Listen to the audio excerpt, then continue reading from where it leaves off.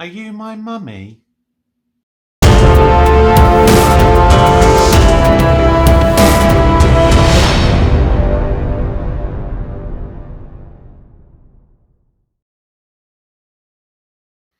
Hello everybody, welcome back to the channel. My name is Kevin. I am a geek. You are watching Kevin the Geek, and this is the second two-parter review that we're doing as part of my Series 1 New Who Doctor Who review.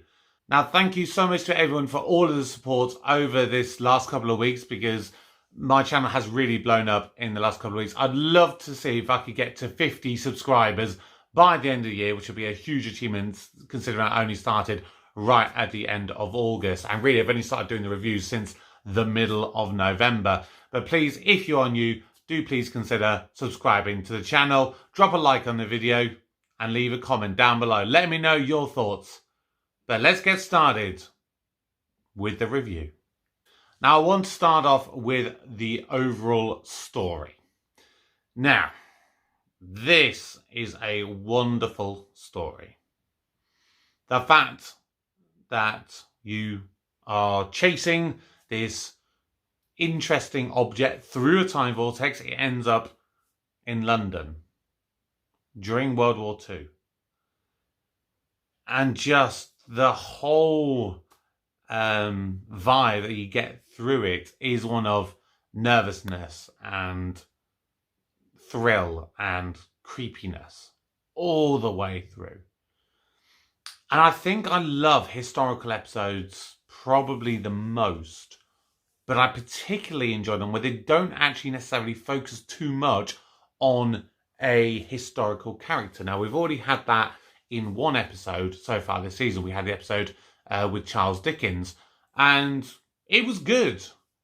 But the fact that in this episode you don't focus on an actual historical character, like, for example, a Winston Churchill, that means you can really hone in on the actual characters and the story and the emotion and the drama and everything that goes with it. And it is a wonderful story. And this wouldn't have worked if it was set in over one single episode. It needed 2 episodes to really flesh it out. And it did a tremendous job.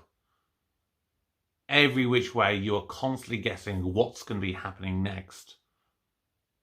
Oh, beautiful. So, the story gets 9 out of 10. Now, the Doctor in this episode is on top form.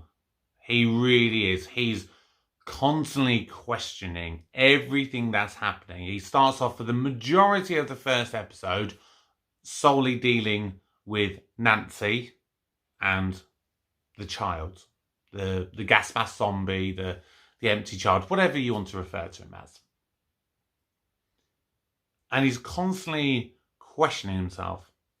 And he has some incredible moments where, first of all, he deals with Nancy and he sees her going into a house during an air raid, and she's just trying to feed homeless children. And how he reacts to that is just wonderful. But then when the child turns up and he sees the terror on the faces of Nancy and the other children, he wants to help. But he's confused because all these things are happening that he doesn't quite understand. And Nancy says a lovely thing to him about, being the only child left out. And he knows what that feels like.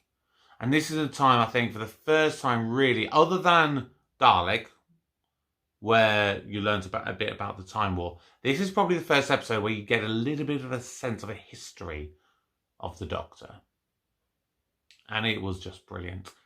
And his jubilation at the end of the second episode, when he manages to fix the child, restores it to life properly, and he says, just this once, everybody lives. Such a powerful moment, probably arguably the best moment for the Ninth Doctor. Wonderful. The Doctor scores 9 out of 10 for this episode. I would say this is also the first episode of the first season where you get 2 strong performances, one from the Doctor and one from Rose. Because so far it's either been all Doctor or all Rose. Or they're just a bit for both of them. This time they both give really solid performances. Rose spends the majority of the first episode meeting a handsome American soldier. And then finally meets up with the Doctor and then is having that conflict and that back and forth dialogue between Jack and between the Doctor. And she comes off very strong in this episode. There are a few niggly moments, but overall, once again, a very strong performance from Rose. So she's scoring 8 out of 10 for this episode. Now, your villain of the piece is basically the child. And for the most part, he was really good. I think the whole "are you my mummy" thing, after a while, started to grate on you just that little bit. And so maybe that's why it's maybe not quite scoring quite as highly, but really effective. And I think on this rewatch, I probably understood the character more so than I did when I first watched it, 18 odd years ago. Because this is the first time that I've actually got a child within my family. I've got a nephew and he's only 2. But, I'll be going around there and my sister might be at work, for example. And he's constantly asking, "Where's my mummy?" Or, "Mummy, where is she?" And so that kind of psyche of a innocent young child. I mean, okay, the child I think in this is supposed to be 5. So it's a little bit more than what I would see with my nephew. But I'm able to relate a little bit more to the character and understand what they're going for. But a really good character. I think I just wish the voice had been maybe slightly different, because it's actually a different actor to the boy who literally plays it and then the one who does the voice. And I think the voice just felt for me a little bit too old for a 5-year-old. That's just my personal opinion. But yeah, really strong performance for the villain. So, Jamie, the empty child, the gas mask zombie, he's scoring 8 out of 10. Now, your supporting characters, you have 2, arguably 3 of note. You, of course, have Captain Jack Harkness. You've got Nancy. And you have the Doctor. Now, I'll start with the Doctor. That one felt cheap. The fact that Nancy goes, "Before you investigate more, there's someone you need to go and see. You need to go and see the Doctor. The Doctor will give you the answers. The Doctor's in that hospital over there." And then you go in there and it's a Dr. Constantine. And, a wonderful casting. Absolutely wonderful casting. And he did a wonderful job for the very small scene that he was in, to be fair. But yeah, just the setup for him just felt cheap. Nancy, who is probably tied with the most amount of screen time for a supporting character in this episode, or 2 episodes rather, she was brilliant.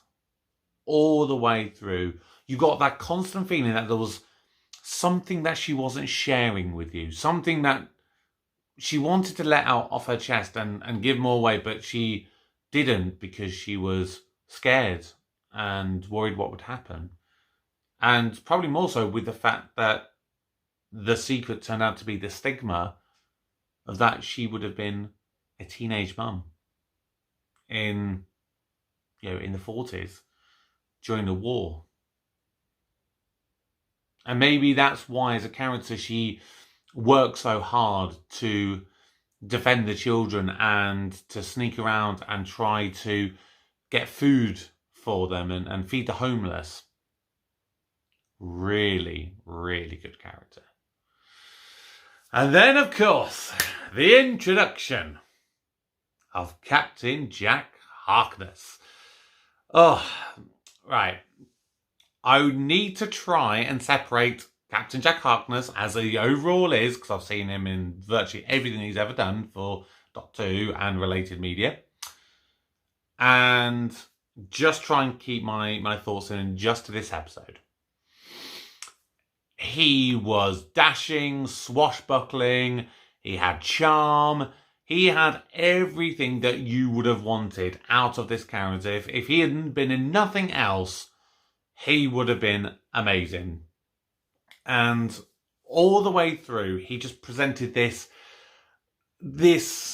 kind of clash of ideas and ideologies between the Doctor and Captain Jack. And Rose is then caught there in the middle. You know, the Doctor, who is very low-tech and kind of more helping, whereas Jack really wants to get hands-on and gets into the action and all this different stuff, and maybe has a bit more of a violent streak to him. When necessary, of course, though. But, yeah. All the way through, every single scene I watched with Jack in there, massive smile on my face. So, supporting characters, maybe just missing out because of that little kind of introduction to that supporting character. Just took the edge off for me. So, supporting characters, 9 out of 10. Now, your special effects in this were for the most part good. Because again, as I've said all the way through, wide out shots look better than the close-ups. But everything that they did felt real spot on. The biggest gripe I had was the transformation when someone would get infected by the nanobots or nanogenes, and then they obviously got turned into another gas mask zombie one. When you saw the transformation, particularly in relation to the face changing, that's where the effects just dropped down there for me. Otherwise, I would say pretty damn good for this one. And I love the fact that they did a practical effect when you did the camera pan from Jack's spaceship through into the TARDIS interior. Because you don't see that very often. And so doing that practically was beautiful. So, special effects are scoring 7 out of 10. Now, your music in this episode, I mean, it was just from the instrumentals alone, it was creepy, it was dark, it was suspenseful. Everything that you would have wanted from a, not quite a horror themed episode, but one that's supposed to be really creepy and, sends a few shivers down you. But the fact that you add in Glenn Miller with Moonlight Serenade and the other one, the faster one, is it In the Mood, In the Dance, something like that? I can't remember that. I know the music. Sorry, I'll stop there.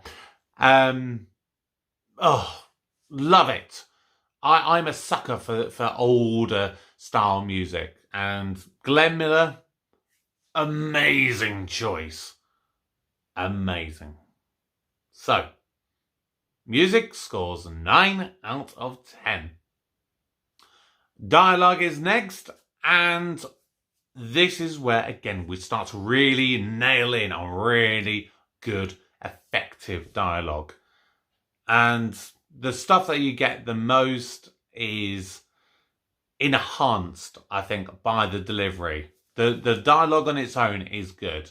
But when you've got these amazing characters amazing actors and actresses who are then able to take those words and project so much more emotion into them.